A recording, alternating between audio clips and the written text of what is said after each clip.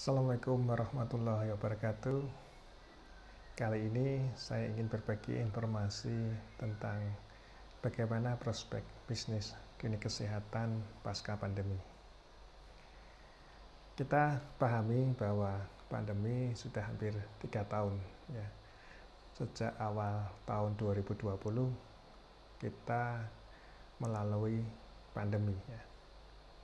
Kita lihat bahwa pandemi ini ada dampak bagi ekonomi di Indonesia, dan kita sebagai pengelola klinik kesehatan yang notabene juga usaha di bidang kesehatan juga mempunyai dampak yang cukup signifikan di masa pandemi ini. Ada yang mempunyai dampak positif ataupun juga yang terkena dampak negatif, dan mungkin banyak pihak berpikir bahwa usaha di bidang kesehatan saat itu sedang besar-besarnya ya. Dan memang benar, tidak kita pungkiri bahwa COVID ini berdampak signifikan bagi usaha yang kita kelola ya. Tapi beberapa klinik juga banyak yang mengeluh bahwa pasiennya tidak ada. Karena di awal masa pandemi pasien-pasien itu takut di-COVID-kan ya, sehingga dia tidak ingin mengunjungi layanan kesehatan, dan akhirnya terjadi outbreak ya, sehingga banyak pasien yang datang ke rumah sakit dirawat di ICU dan UGD penuh sekali ya.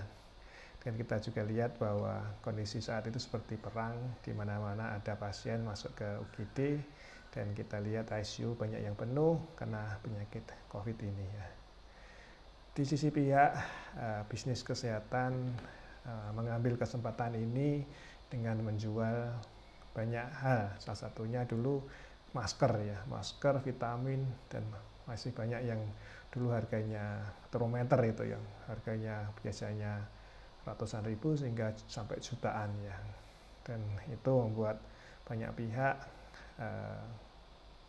tidak mendapatkan barang-barang tersebut, sehingga akhirnya pemerintah membuat keadaan pembatasan penjualan, dan akhirnya banyak orang yang tertangkap karena penimbunan stok dan lain-lain ya.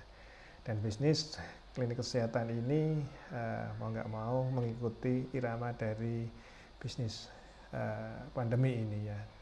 Kita lihat di pinggir-pinggir jalan banyak orang mendirikan center swab ya, swab drive-thru ya, swab drive-thru.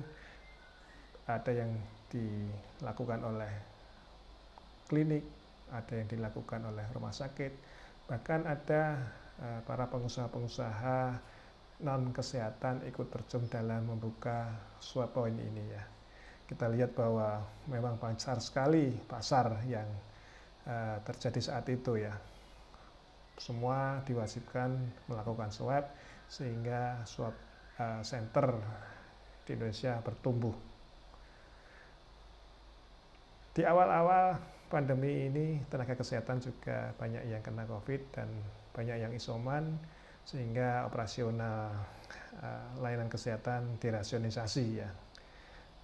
Operasional rasionalisasi dijalankan sehingga banyak dokter yang tidak praktek dan tenaga kesehatan lainnya dirumahkan ya. Dan akhirnya rasionalisasi layanan kesehatan dijalankan saat itu. Kita lihat di jalan-jalan juga kita pernah lihat bahwa banyak spanduk atau informasi menerangkan bahwa menerima swab PCR atau antigen atau antibodi ya. Bahkan ada yang bisa memberikan harga saat itu ya. Kita lihat dokter plus obat hanya 39.000, swab antigen cukup 77.000, PCR hanya 250.000 dan lain-lain ya. Dan memang saat itu masa keemasan para pebisnis klinik untuk mengambil porsi layanan kesehatan di pandemi. Klinik yang berani mengambil porsi layanan pandemi semakin tumbuh, tapi klinik yang tidak berani mengambil layanan ini dia tidak punya pasien. Dan kita lihat banyak klinik yang tidak menerima pasien karena pasien tersebut takut karena COVID, dan banyak tenaga kesehatan yang takut karena terjangkit COVID tersebut. Dan akhir-akhir ini juga kita lihat berita utama di surat kabar nasional online, kita lihat bahwa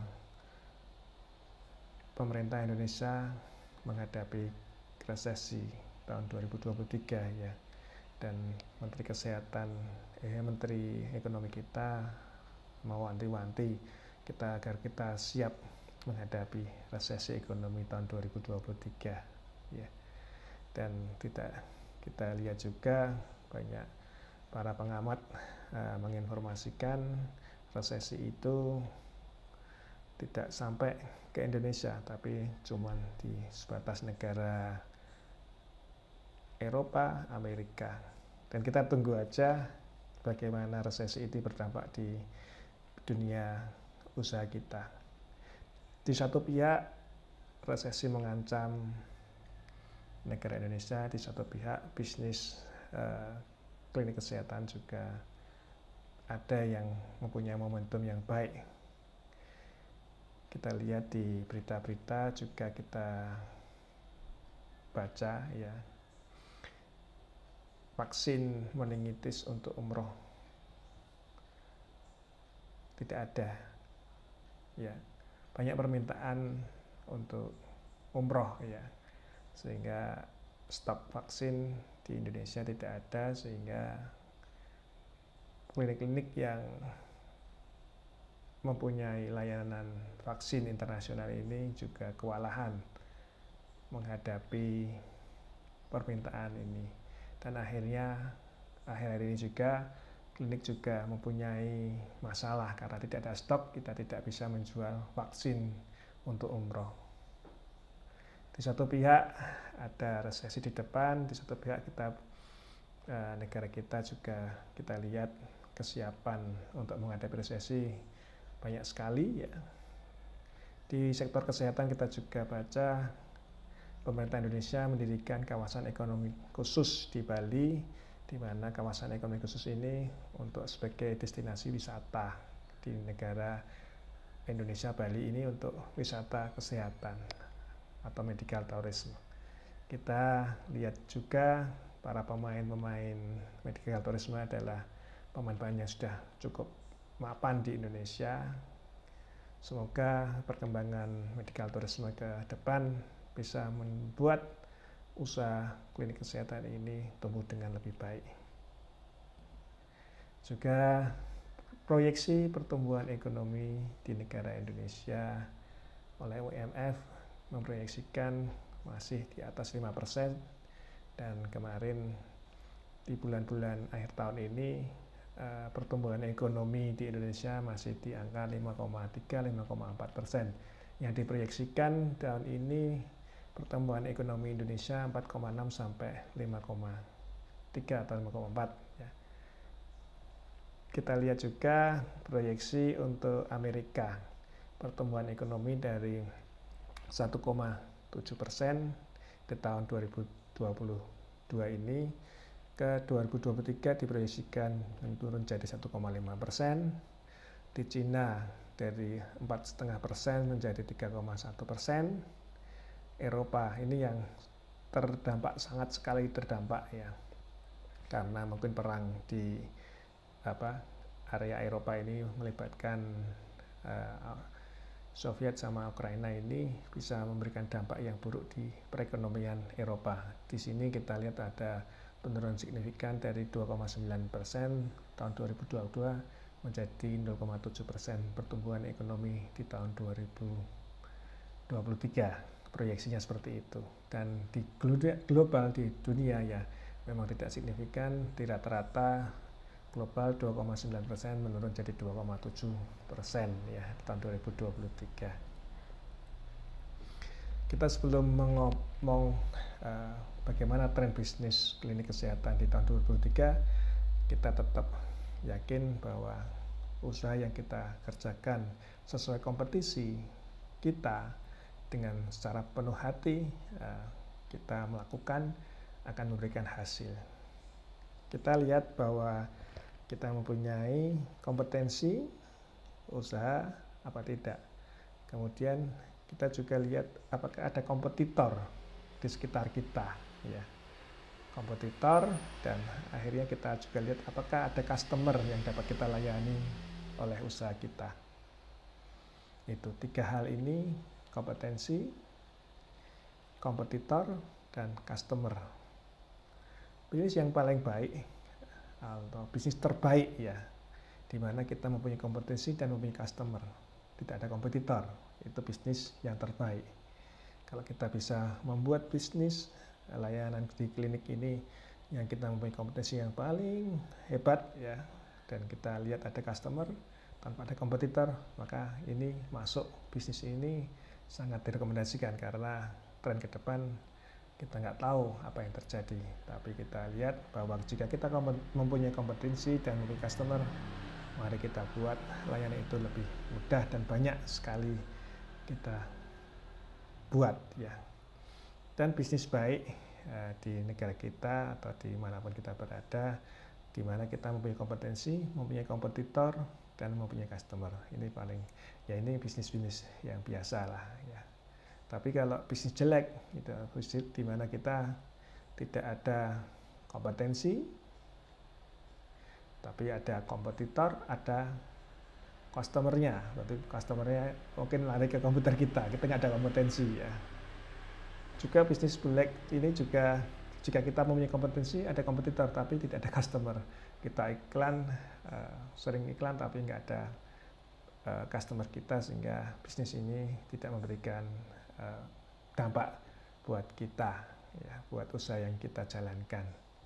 Kita lebih baik mencari bisnis atau usaha bidang kesehatan ini yang mempunyai kompetensi, kita mempunyai kompetensi dan mempunyai customer. Kita lihat di sekitar Bapak Ibu sekalian, di manakah customer yang bisa kita layani. Untuk proyeksi tahun 2023 sampai 2025, kita amati ada laporan dari Global Wellness Institute, ya, di mana ekonomi wellness, ya, kesehatan di global mencapai 4,4 miliar US dollar di tahun 2020. 3 besar di Global Economy of Wellness ini ada di Personal Care and Beauty, 1. Yang kedua ada di Healthy Eating, Nutrition and Weight Loss, 2. Yang ketiga Physical Activity. Keempat ada di Wellness Tourism. Baru kita lihat ada Traditional and Complementary Medicine. Baru ini yang kita jalankan biasanya layanan kesehatan Public Health Prevention and Personal Medicine. Nah, kita yang biasanya jalankan adalah kuratif di sini, nomor 5, ya. Jadi untuk di masa COVID tersebut yang paling besar pertumbuhan pencapaian adalah Personal Care and Beauty, ya. Kedepannya bagaimana? Kita lihat tren yang diinformasikan oleh data, ya. Nomor 1 memang pertumbuhan paling besar di Personal Care and Beauty. Uangnya itu ada di sini, di mana itu bisa mencapai 1,28 miliar US dollar tahun 2023, tumbuh 8,1% setiap tahunnya. Diproyeksikan pertumbuhan Personal Care and Beauty ini di angka 8,1%. Kemudian market size yang kedua besar ada di Healthy Eating, Nutrition and Weight Loss, di mana di tahun 2020 membukukan penjualan sebesar 945 juta US dollar ya, tumbuh 5,1% setiap tahunnya. Untuk proyeksi di angka tahun 2023 ini ada 1 miliar ya. Kemudian di physical activity, wellness tourist, traditional commentary, medicine, public health prevention. Ada 5 besar yang menyumbang market size-nya itu besar sekali di global ya. Bagaimana dengan klinik yang kita kelola? Apakah kita mempunyai kompetensi untuk mengambil pasar besar tersebut di personal care and beauty, atau di healthy eating, nutrition and weight loss, atau mungkin di physical activity ya, kemudian di wellness tours. Jadi pertumbuhan secara global mungkin menggambarkan secara dunia ya, tapi belum menggambarkan secara spesifik di Indonesia. Bagaimana di Indonesia ya, kita belum tahu, tapi kita lihat tren pertumbuhan bisnis klinik ini semakin lama memang besar setelah ada pandemi ini. Banyak pengusaha membuka laboratorium, tapi saat ini saya lihat banyak laboratorium yang belum buka karena izinnya terkendala ya. Izinnya mungkin karena memang laboratorium ini memang harus ditertibkan ya, karena banyak laboratorium yang tidak tertib, sehingga izinnya banyak yang tidak keluar ya. Jadi untuk menemukan pasar tahun 2023, kita yakin, kita upayakan bagaimana kita menemukan visi atau niat kita untuk membuka klinik kesehatan ke depan ya. Bagaimana visi kita ke depannya apa. Jadi bisnis yang berhasil di tahun ke depan adalah bisnis yang berfokus membuat usaha ini membeli murah dan menjual mahal. Apa itu yang kita bisa beli murah dan kita jual mahal secara sesuai kompetensi dan pasar itu ada. Kemudian bisnis yang berhasil fokusnya yang kedua adalah simpan dan investasi, karena kalau kita mempunyai laba, kita bisa menyimpan dan menginvestasikan selisih dari laba itu untuk membuat layanan-layanan baru sesuai dengan permintaan pasar yang ada saat itu. Kita lihat juga bahwa bisnis yang berhasil fokus pada pendapatan yang tinggi, cash flow yang tinggi, keuntungan yang tinggi, dan pengeluaran yang tinggi. 4 hal itu yang membuat bisnis itu sukses karena mereka fokus ke bagaimana mencapai omset atau pendapatan yang tinggi. Bagaimana dia bisa mengelola cash flow-nya sehingga dia bisa membayar kewajiban, membayar investasi ke depannya untuk mencapai layanan yang dibutuhkan oleh pasar. Kemudian bisnis yang berhasil ini fokus bagaimana mendapatkan keuntungan yang tinggi, dan bisnis yang berhasil dia fokus juga terhadap pengeluaran bisnisnya ya. Untuk bisnis yang kurang berhasil atau bisnis yang jelek hanya fokus pada pendapatan itu dia tidak menghitung itu untung atau rugi. Yang kedua, dia fokus pada income. Jadi income itu tidak tahu dari mana income-nya. Mungkin bisa utang atau bisa bukan dari penjualan ya. Jadi kalau revenue itu dari penjualan, kalau income bukan bisa dari non penjualan.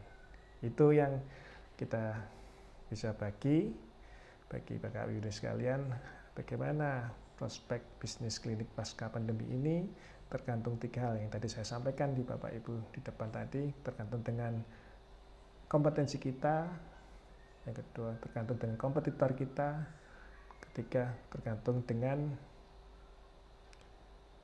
customer kita. Kalau 3 hal itu ada, itu kita jalan di bisnis, kita mempunyai nilai tambah yang baik. Mudah-mudahan di tahun 2003 kita bisa survive, bisa jalan dengan baik dan wajar. Tapi kalau kita ada kompetitor, tapi kita tidak ada kompetisi, customer-nya ada, kita di ujung resesi ya, di ujung bermasalah ya. Maka marilah kita berbagi informasi di komunitas Mitra Klinik ini. Saya Maulana Adrian, pengelola Mitra Klinik ini, ingin berbagi informasi bagi Anda bagaimana mengelola usaha klinik kesehatan ini dengan lebih baik. Jika Anda berkenan, silakan daftar email Anda dalam mailing list Mitra Klinik ini. Kita akan bertemu dalam komunitas informasi dalam email Anda. Silakan daftar dan berikan komentar di bawah ini. Mari kita bangun usaha klinik kesehatan ini lebih baik ke depannya. Sekian. Assalamualaikum warahmatullahi wabarakatuh.